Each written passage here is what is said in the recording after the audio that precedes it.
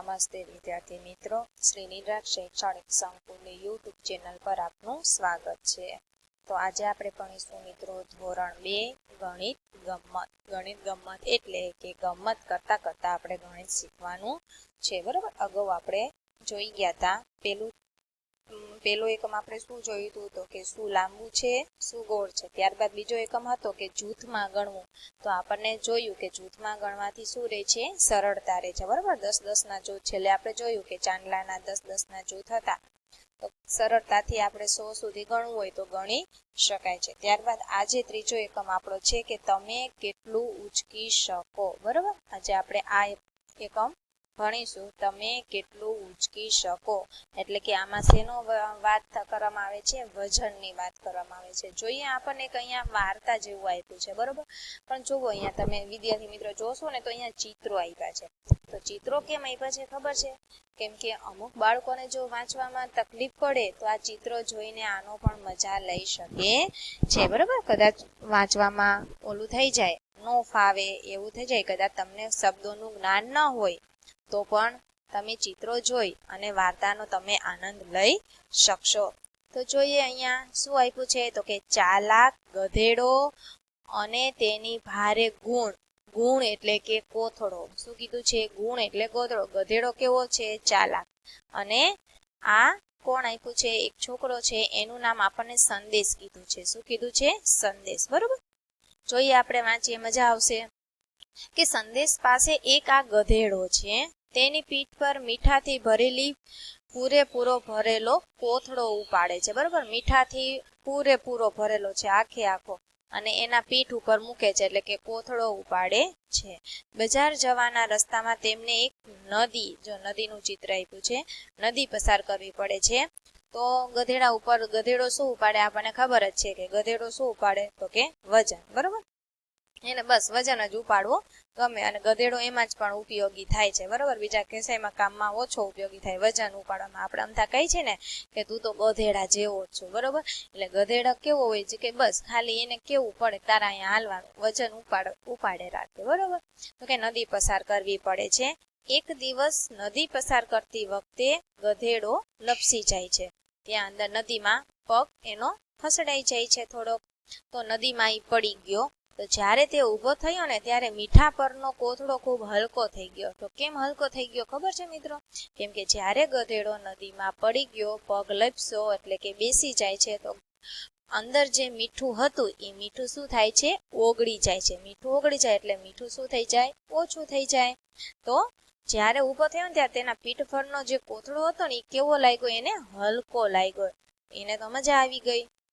તમે વિચારો કે કોથળો કેમ હલકો થઈ ગયો, તમને કીધું ને કેમ કે પાણીમાં મીઠું ઓગળી જાય, મીઠું ઓગળી ગયું એટલે કોથળો શું થઈ ગયો, હલકો થઈ ગયો। ગધેડો ઘણો રાજી થઈ ગયો, રાજી તો થઈ જાય ને, કેમ કે વજન વધારે ઉપાડવો પડતો તો હવે ઓછો થઈ ગયો, એટલે કોઈ બી વ્યક્તિ કે પ્રાણી કે પશુ ખુશ તો થાય જ। હવે તેને યુક્તિ સૂજી। બીજા દિવસે ચાલાક ગધેડાએ નદી પસાર કરતી વખતે ડૂબકી મારવાનું નક્કી કર્યું। હવે એને મજા આવી ગઈ, તો કે આ તો કે સારું થયું, તો બીજી વાર એને એમ થયું કે આટલું બધું વજન ઉપાડો એના કરતા કે ઓછો ઉપાડવો સારો। તો આ વખતે સંદેશ એટલે કે જે છોકરો છે એ ગધેડાની યુક્તિ સમજી ગયો। એ જ્યાં ડૂબકી મારવાનું નક્કી કરે છે ને, અમુક વાર જોજો કે કોઈક પાલતુ પશુ હોય અને એનું ઘણું એને સમજતા હોય, એની ભાષા સમજતા હોય, બરોબર, એની બોલી એનું ગમી સમજી જાય શું કહેવા માંગે છે। તો આ પણ આની યુક્તિ સમજી ગયો, મારે પણ પાઠ ભણાવવો પડશે છોકરો, એટલે કે સંદેશ એમ કે છે કે મારે પણ આને હવે પાઠ ભણાવવો પડશે। એ જાણી જોઈને એ ડૂબકી મારવાનું વિચારે છે। બીજા દિવસે સંદેશ કોથળામાં મીઠાની જગ્યાએ ગરમ કપડાં પહેર્યા। શું પહેર્યા? ગરમ કપડાં પહેર્યા। ગધેડાને ખબર નહોતી, એને એમ કે મીઠું જ છે। હવે જ્યારે ગધેડો નદીમાં ડૂબકી મારશે ત્યારે શું થશે, કેમ? તો વિચારો મિત્રો, હવે જ્યારે ગધેડો અંદર પાણીમાં એમ થશે કે મારે વજન વધારે છે, હવે ઓછો કરવો છે, તો ડૂબકી મારશે તો શું થશે, તો કે કપડાં જે છે ગરમ કપડાં એ શું થઈ જશે, ભીના। ગરમ કપડાં ભીના થાય એટલે શું થઈ જાય, તો કે વજન એનો ડબલ થઈ જાય, વધી જશે ડબલ, બરોબર। પછી ગધેડાને એની સજા મળી જશે, બરોબર। એટલે આવું થશે, વજન શું થઈ જશે, વધી જશે। જોઈએ આગળ, બરોબર। આ હતી વાર્તા હતી ગધેડાની અને સંદેશ એટલે કે છોકરાની, બરોબર, સમજી જાય છે એને એનો પાઠ એને શિક્ષા સજા મળી જાય છે. રાજુને ચીચવાની સવારી કરી ગમે છે. જો અહીંયા રાજુ છે અને આ ચીચવો છે, બરોબર. ચીચવો એટલે શું કે બે બાજુ બેસી અને તમે મજા માણી શકો, એને શું કહેવાય અહીંયા કીધો છે તો કે ચીચવો, બરોબર.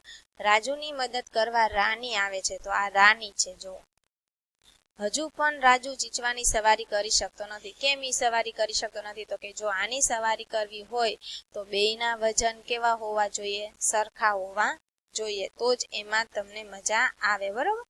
તો તમે તેનું કારણ કહી શકશો કે સાચા જવાબ ફરતે ગોળ કરવાનું છે કે રાજુ રાની કરતા ભારે કે હલકો, તો રાજુ છે એ રાની કરતા કેવો છે તો કે ભારે છે, એટલે ઈ શું થાય છે એ નમી જાય છે, એટલે અહીંયા આપણે ગોળ આવશે, બરોબર.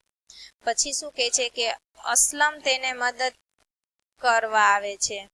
જો આ અસલમ છે એ તેને મદદ કરવા આવે છે. તો ચિત્ર તરફ જુઓ તો અહીંયા આપણે જોઈએ, બરોબર. શું કે છે તમે કહી શકશો કે ચીચવો કેમ બીજી તરફ નમ્યો તો કે કેમ આ બાજુ નમી જાય છે, કેમ કે અહીંયા શું થઈ જાય, વજન ઓછો હતો તો આવે છે તો આના વજન જેટલું થઈ જાય છે, બરોબર.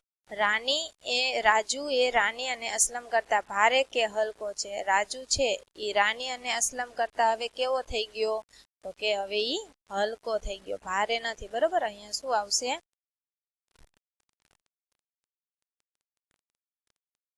હલકો થઈ જાય છે. હલકા ઉપર ગોળ કરી દઈએ, બરોબર. પછી છે મને એક યુક્તિ સૂજી, હું મારું દફતર મારી સાથે રાખીશ, બરોબર. શું કે છે કે હું હવે મારું બેગ મારી સાથે રાખીશ અને મજા લેશે. જોઈએ આપણે, અમને ચીચવાની સવારી કરવાની શું આવે છે, મજા. હવે એનું અહીંયા બે હતા તો બે નો વજન વધી ગયો, તો આનું શું થઈ ગયો, હલકો થઈ ગયો. તો હવે શું કે છે મારું બેગ રાખો એટલે શું થઈ જાય, વજન બે નો શું થઈ જશે, સરખો. એટલે કે બે ના વજન સરખા હોય તો જ તમને આમાં મજા આવે રમવાની, બરોબર, હિંચકા ખાવાની ચીચવામાં.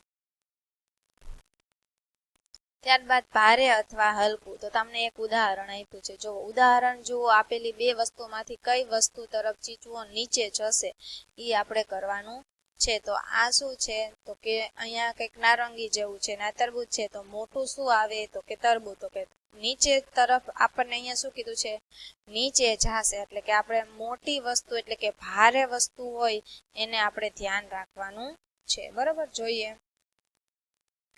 તો અહીંયા જો અહીંયા બોટલ જેવું છે અને અહીંયા આપણને વધારે ભારે વસ્તુ ચીચવા પર યોગ્ય સ્થાને મૂકવાનું છે, બરોબર. અહીંયા કરવાનું છે કે વધારે અને ભારે વસ્તુને ચીચવા પર યોગ્ય સ્થાને મૂકવાનું છે. તો ભારે કયું અને વધારે કયું એના પર આપણે દર્શાવવાનું છે. તો જોઈએ અહીંયા માટલું છે ને આ છે, તો નીચેની તરફ શું આવશે તો કે અહીંયા આ માટલું અહીંયા આવશે અને આ જે બોટલ છે એ કઈ આવશે તો કે એ અહીંયા આવશે, બરોબર. સમજાણું. ત્યારબાદ જોઈએ અહીંયા બે ગ્લાસ આપ્યા છે, અહીંયા એક આખો શું આપ્યો છે, જગ આપ્યો છે. તો વધારે શું થશે, બરોબર. તો આપણે જોઈએ તો કે અહીંયા મોટું છે, તો જો આ બે છે ને આ એક જ છે, તો આ જે નીચેની તરફ શું આવશે તો કે આ બે ગ્લાસ આવશે, બરોબર. અને અહીંયા શું આવશે તો કે આ જગ આવશે. હવે આ શું છે, ટબ છે અને ડોલ છે, તો મોટું શું ભારે શું તો કે આ ડોલ છે, તો અહીંયા નીચેની તરફ આવશે અને આ જે છે એ ક્યાં આવશે, અહીંયા આવશે, બરોબર. પછી અહીંયા હલકી વસ્તુને રંગવાનો છે, તો અહીંયા ટેનિસનો દડો અને ફૂટબોલનો દડો. તો હલકી વસ્તુ કઈ છે તો કે ફૂટબોલ, ટેનિસનો દડો તો વધારે વજનદાર, ફૂટબોલનો દડો તો અહીંયા અમારે રંગવાનું રહેશે. અહીંયા છે દફતર અને અહીંયા છે કંપાસ, બરાબર. હલકું શું છે તો કે કંપાસ, તો તમારે કંપાસને રંગ કરવાનો રહેશે, બરોબર. પછી છે છોટું વાંદરો અને ગાજર. અહીંયા આપણને વાર્તા આપી છે, જોઈએ કે ચીકી અને મીકી સસલાએ એક થેલો જોયો, તેમાં ગાજર હતા, બરોબર. આ ચીકી અને મીકી છે, બરોબર. અને એક થેલો જોયો તો એમાં શું હતા, ગાજર હતા. ચીકી અને મીકી ઝઘડવા લાગ્યા, તો બે શું કરવા લાગ્યા, આ ચીકી છે આ મીકી છે એટલે કે સસલા છે, બરોબર. તો એ ગાજર માટે શું કરે છે, ઝઘડે છે.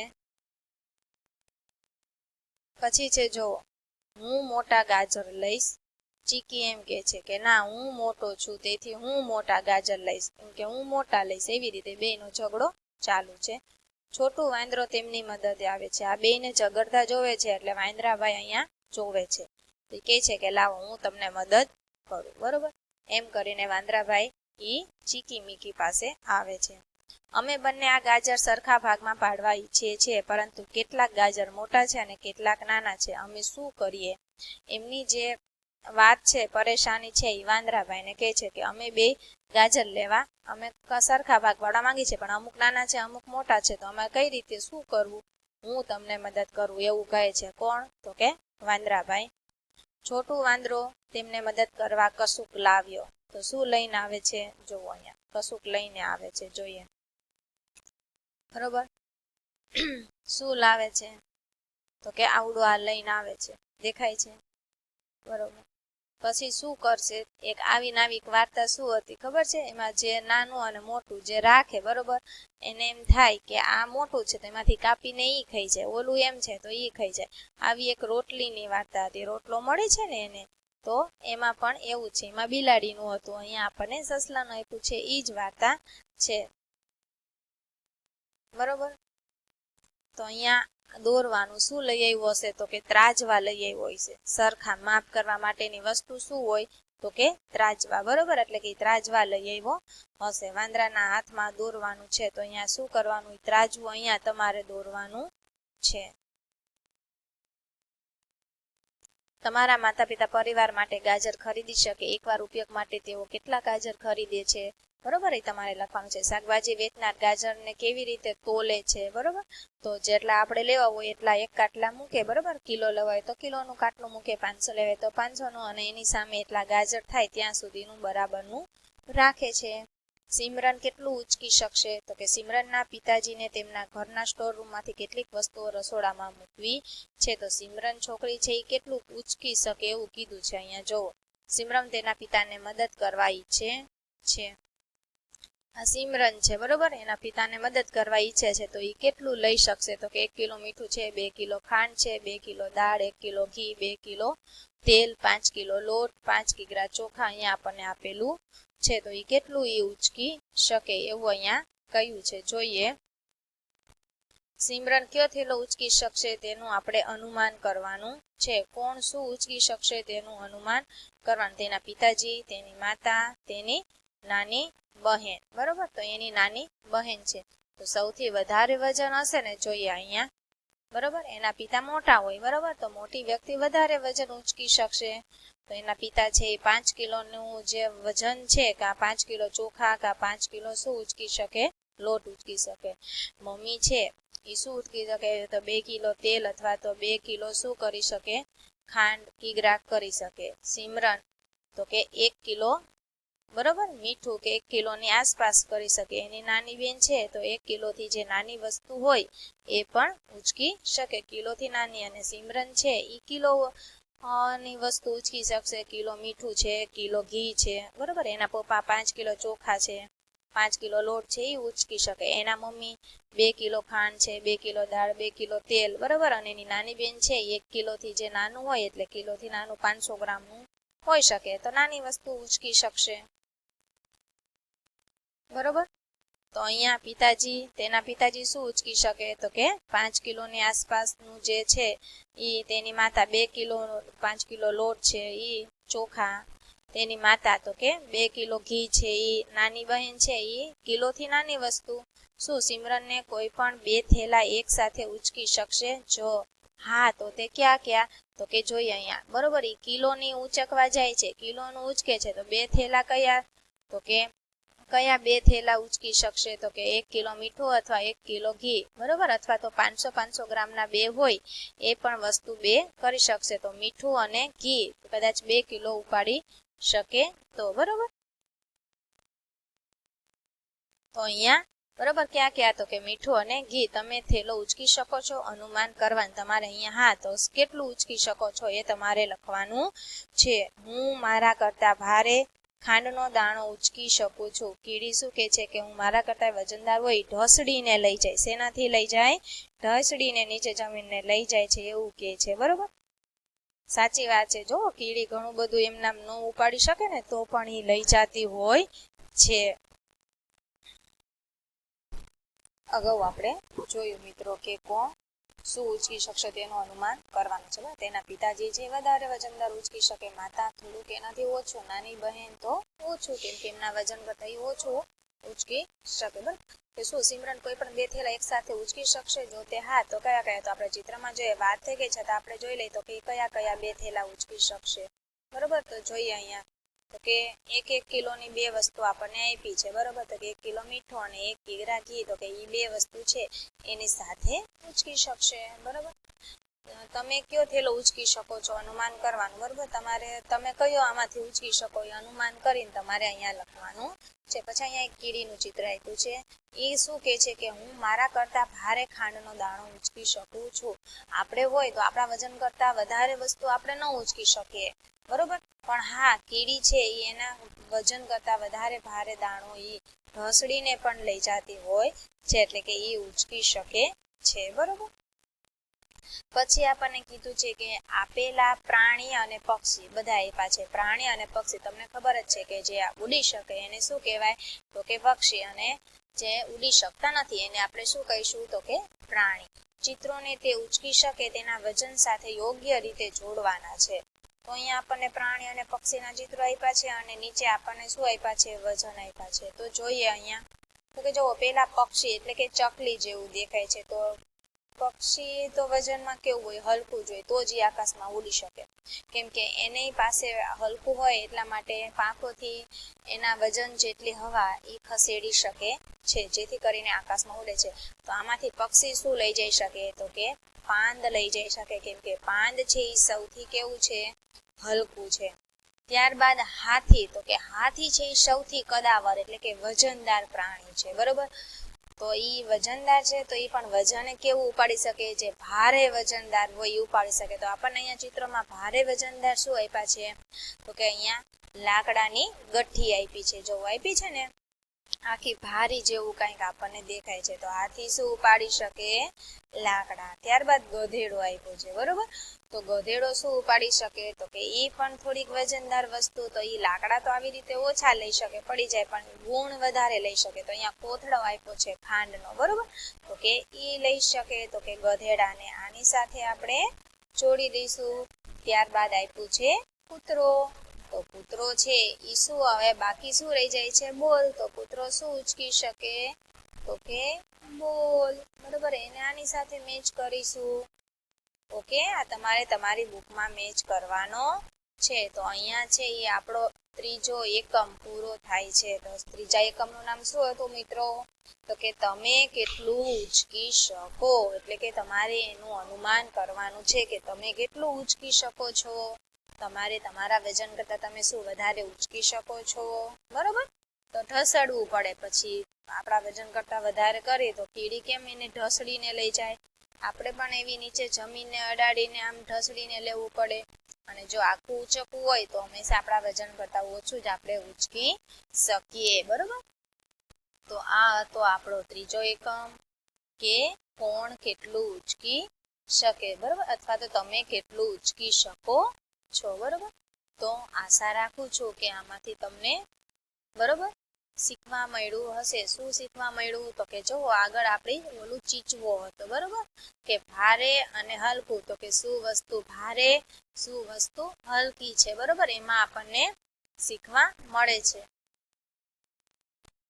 બરોબર, જો હતું ને અહીંયા કે શું ભારે છે, શું હલકું છે, આનું તમે અંદાજ અનુમાન લગાવી શકો છો અને તમને જાણકારી મળી જાય છે. અને કઈ વસ્તુ ક્યાં આવે એ પણ તમે શીખી ગયા હશો. બરોબર, તો અહીંયા હું એકમ પૂરો કરું છું. અસ્તુ. જય હિન્દ, જય ભારત.